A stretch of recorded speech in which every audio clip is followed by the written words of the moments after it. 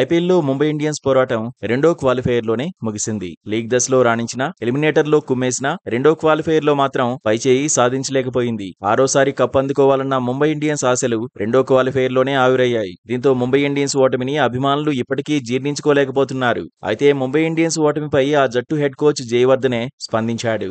ఫైనల్లో తాము కొన్ని తప్పులు చేశామన్నాడు. అనుకున్న ప్రణాళికలను గ్రౌండ్లో అమలు చేయలేకపోయామన్నాడు. బౌలింగ్లో పొరపాట్లే దెబ్బతీశాయన్నాడు. సీజన్ ఆరంభం నుంచి ఎలిమినేటర్ వరకు బౌలింగ్లో అద్భుతంగా రాణించామన్నాడు. కానీ ఫైనల్లో యార్కర్లు వేయడంలో సరిగా సక్సెస్ కాలేకపోయామన్నాడు. రెండో క్వాలిఫైయర్లో లక్ కూడా కలిసి రాలేదన్నాడు. ప్లే ఆఫ్స్ కు చేరడానికి అవకాశాలను వినియోగించుకున్నామన్నాడు. టీమ్గా రాణించడం వల్లే రెండో క్వాలిఫైయర్ వరకు వచ్చామన్నాడు. సీజన్లో మెరుగైన ప్రదర్శనే చేశామన్నాడు. ఫైనల్లో ఫస్ట్ హాఫ్ లోనూ మెరుగ్గానే రాణించామన్నాడు. కాకపోతే పంజాబ్ కింగ్స్ మరింత అద్భుతంగా ఆడిందన్నాడు. నాకౌట్ దశలో 200కు పైగా పరుగులు ఛేదించడం అంత ఈజీ కాదన్నాడు. కానీ మిడిల్ ఓవర్లో తాము ఒత్తిడి పెంచలేకపోయామన్నాడు. ముఖ్యంగా బ్యాట్తో పంజాబ్ కింగ్స్ అద్భుతంగా ఆడిందన్నాడు. శ్రేయస్ అయ్యర్, నేహల్ వధేరా 47 బంతుల్లోనే 87 పరుగులు సాధించడం ముంబై ఇండియన్స్ ను దెబ్బతీసిందన్నాడు. చివరి 10 ఓవర్లలో పంజాబ్ కింగ్స్ కు 106 పరుగులు అవసరమయ్యాయన్నాడు. అప్పుడే సరిగా ప్రణాళికలను అమలు చేయలేకపోయామన్నాడు. అదిరిపోయే బ్యాటింగ్ తో ముంబై నుంచి శ్రేయస్, నేహల్ వధేరా జోడీ మ్యాచ్ ను లాగేసుకుందన్నాడు.